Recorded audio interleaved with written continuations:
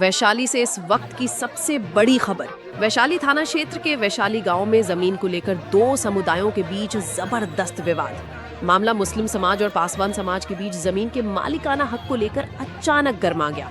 दरअसल मुस्लिम समाज के एक व्यक्ति ने करीब 2-3 साल पहले अपनी खानदानी जमीन में से एक हिस्सा पासवान समाज को बेच दिया था, लेकिन अब उसी जमीन को लेकर उसके परिवार वालों और समाज के कुछ लोगों का कहना है कि वो जमीन दरअसल कब्रिस्तान की है, जिसे किसी भी हाल में पासवान समाज को नहीं दिया जा सकता।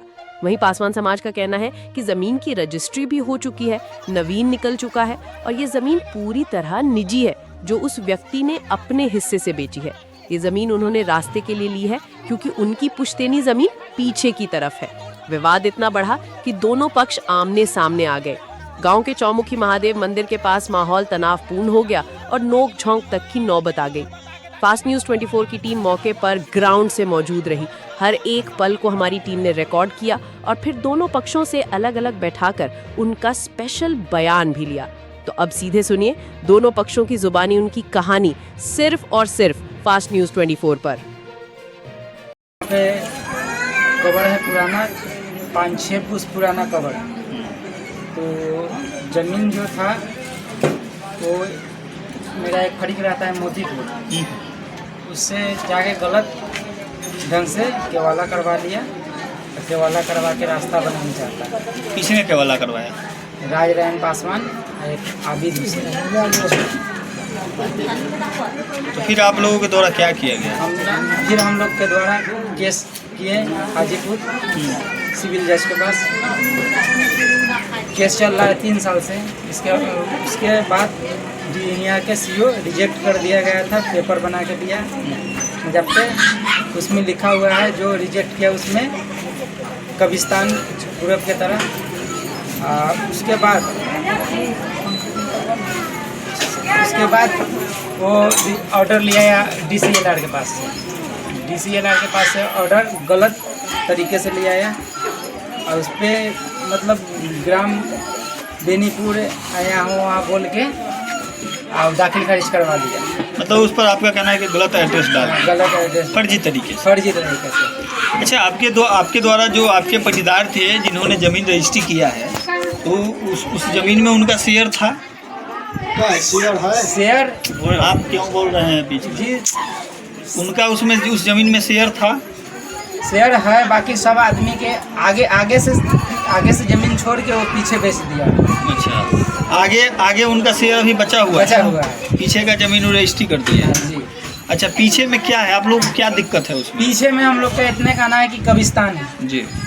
इसी दिक्कत है। हम लोग मरेंगे तो कहाँ जाएंगे? सबसे बड़ी बात है कि हम लोग का कब्र तहस नहस हो जाएगा। क्या आप प्रशासन से क्या मांग करना चाहते हैं? प्रशासन से हम यही मांग करना चाहते हैं कि केस के ऑर्डर जब चल रहा है, केस के मतलब कोर्ट से ऑर्डर आए, उसके बाद वो जो करना चाहते हैं कर। तो आप लोग को कोर्ट पे छोड़ रहे हैं कि कोर्ट जो फैसला देगा उसको आप लोग मान सम्मान करेंगे। क्या नाम हो गया आपका? इंदिर साहब। आपके पिताजी का नाम? मोहम्मद उस्मान। ग्राम? वैशाली। जिला थाना पोस्ट सब वैशाली। क्या कुछ हुआ? वही सब हुआ है कि कवर बेच के चला गया, ये लोग दखल कर लिया और दाखिल खारिज कराया है। कवर बेचने वाला लोग जान रहा है कि यहाँ कवर है, तो कवर खरीदना भी नहीं चाहिए और उस चोटी वाले को बेचना भी नहीं चाहिए। तो चाचा, कबर कहीं ना कहीं निजी ज़मीन में है और जिन्होंने ज़मीन बेचा है उसमें उनका उस कब्र में भी शेयर होगा। शेयर है तो कहीं ना कहीं वो ऐसा सोच कर बेच दिए होंगे कि इसमें मेरा शेयर है, हम इस शेयर को बेच देते हैं। इसे कवर भी कहता है। कवर कहीं सुने हैं कि कभी हो नहीं किया है। कवर बेचने की चीज़ नहीं है।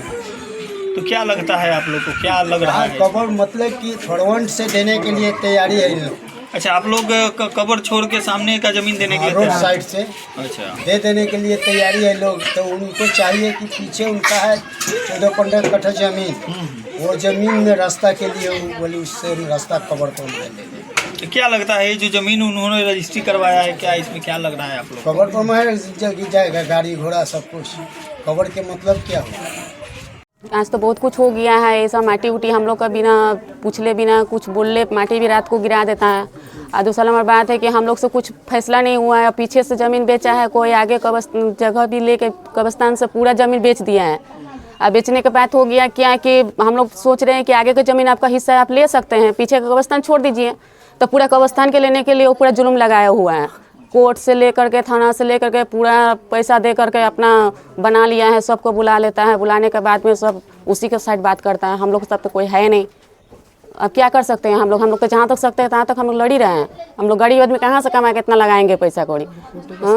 अब हम लोग कोर्ट के सहारा लेके चलते हैं, कानून के सहारा लेके, सच्चाई हम लोग कभी भी लड़ते हैं, हम लोग झूठाई पर नहीं लड़ते हैं। नारायण जो है सब झूठा है, इधर उधर कागज बना करके सब लड़ रहा है इधर उधर। हम लोगों के द्वारा डराया धमकाया भी जाता है। वो लोग भी हम लोग को धमकी दे रहा है बार बार कि बोले हम लोग का बात नहीं करेंगे, अभी गोली बंदूक से बात करेंगे, सब पैसा फंसाएंगे, कभी निकल नहीं पाएगा जेल से। पूरा परिवार को हम लोग को धमकी दे रहा है।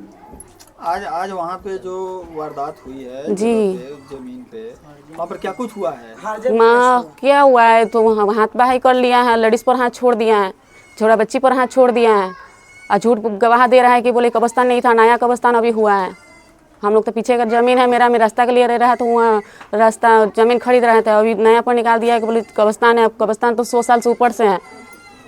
क्या प्रशासन से क्या मांग करना चाहती हैं आप? हम क्या मांग करेंगे, अब कानून जो कट करेगा वही होगा, मतलब कानून जो फैसला देगा उसको। वो हाँ, जब हम केस लड़ ही रहे हैं तो कानून को बड़ी ना चलेंगे। क्या नाम हो गया आपका? हसीना खातून। आपके पति का नाम? मोहम्मद असलम। जो ज़मीन जो हमको जो लिखा है वो कब्रगाह का ज़मीन नहीं है, उसका निजी ज़मीन है। इसका पेपर है, खतियान है, और हमसे लिखाने से पहले 1 महीना पहले उसी ज़मीन में से उसके परिवार लोग अपने अपने हिस्सा का ज़मीन अपने अपने पत्नी के पुतोह के नाम पर लो लिखा है, और जो उसका चौहद्दी छोड़ दिया है, जो हिस्सा उसको छोड़ दिया हिस्सा, वो एक परिवार वो ज़मीन हमको दिया है, और हम लिए हैं रास्ता के लिए हुए हैं।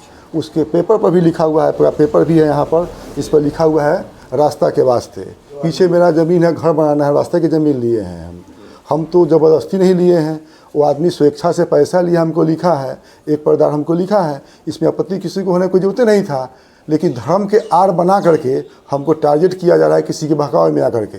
लेकिन ऐसा कुछ नहीं है कि उसका ज़मीन हम लिखा लिए, आखिर स्वेच्छा ज़मीन लिखा है ना। अगर उसका रहता ज़मीन में कब्रगाह रहता तो वो बेचता हमसे अपने हिस्से का ज़मीन, वो अपने हिस्सा का ना बेचा है। वो जिससे आप ज़मीन रजिस्ट्री करवाए हैं वो कहाँ रहते हैं? वहीं रहता था, लेकिन कोई इन्हें कहीं आप ममहर में रह रहा है। वो जैसे उन लोगों का आरोप है कि वो शुरू से ही बचपन से ही ममहर में रहते थे, लेकिन आपके द्वारा जो है कहीं न कहीं उसको पिला खिलाकर ज़मीन को रजिस्ट्री करवा लिया गया है। अगर ऐसा पिला खिला करा लिया गया है तो उनसे भी जाकर के बयान ले लिया जाए कि पिया खिया के लिखा है, उनका माता जी इसमें पहचान बने हैं, वो लिखे हैं स्वेच्छा से, उनसे ही बयान ले लिया जाए कि पिया खिया के लिखवा लिए हैं कि हम ठग लिए हैं कि अपने हिस्सा की ज़मीन लिखा है। ऐसा कुछ नहीं है।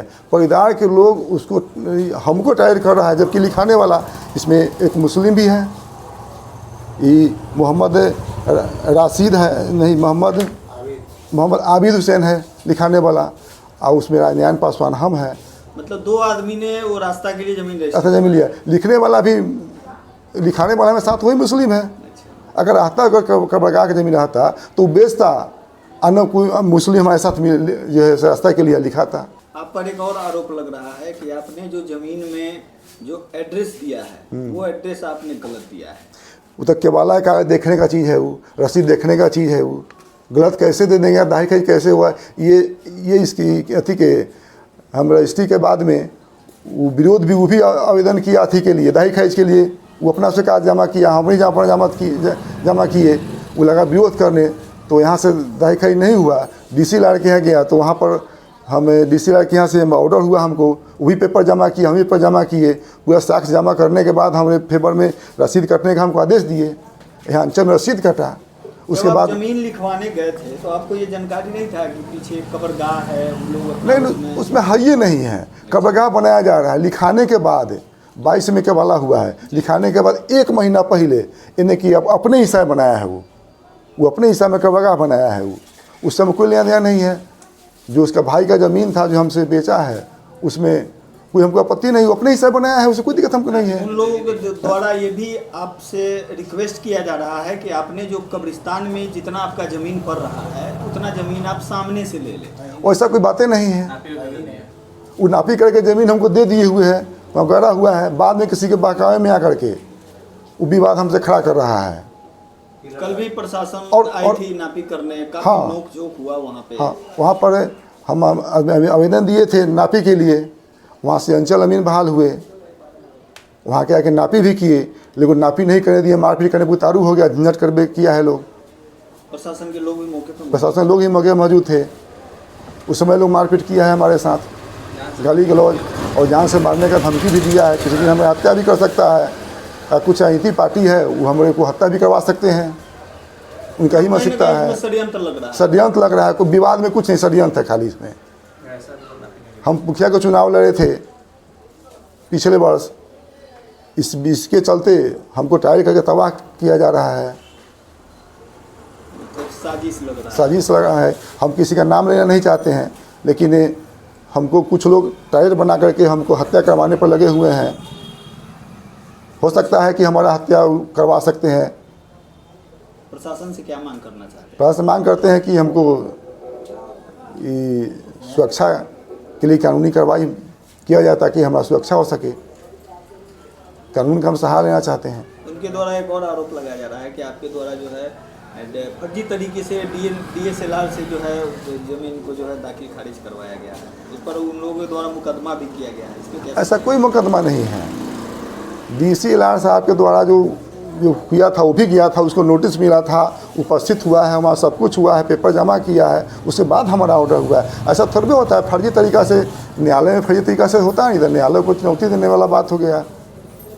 न्यायालय के यहाँ फर्जी तो होता नहीं है, कैसे फर्जी होगा? वो उपस्थित हुआ है, उसमें वो हाजिरी जमा किया है, उसमें कहाँ से नए लोगों तरीके के से? द्वारा ये भी कहा जा रहा है कि जो भी मामला है वो कोर्ट में लंबित है, कोर्ट जो फैसला करेगा वो हमें मंजूर होगा। कोर्ट के फैसला से तो हमारा ये रसीद कटा है। ये हाजीपुर के आदेश के अनुसार आदेश आया है, रसीद काटने का रसीद काटा, उसके बाद तब अंचल अमीन बहाल हुए हैं। बिना अगर जायज नहीं रहता और कोर्ट के फैसला से अगर रसीद नहीं करता, हमारा दाखिल नहीं होता, तो अंचल अमीन तो ऐसे बहाल होता नहीं है।